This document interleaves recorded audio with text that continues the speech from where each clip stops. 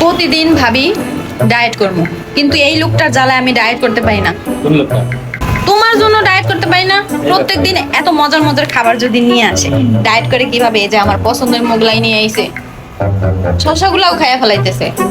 এত মজার মজার খাবার, আর সাথে যদি থাকে এরকম স্পেশাল ডাল, তাহলে আর কি লাগে? ডায়েটই করতে দেয় না। তুমি যে এরকম খাইতেছো, এগুলো কি ঠিক?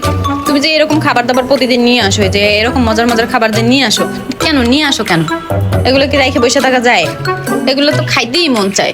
মজাদার খাবার সামনে রেখে কি দেখা যায়? এরকম করবা না আর। শুধু আমি না, রাফি ভাই।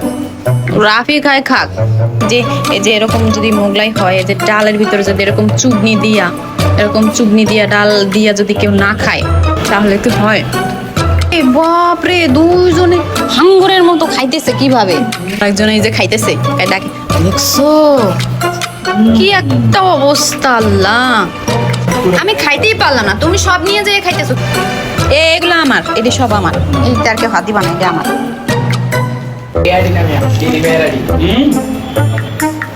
টেস্ট হিসেব করলে এভারেজে 10-এর থেকে 5, কারণ অনেক মজা না।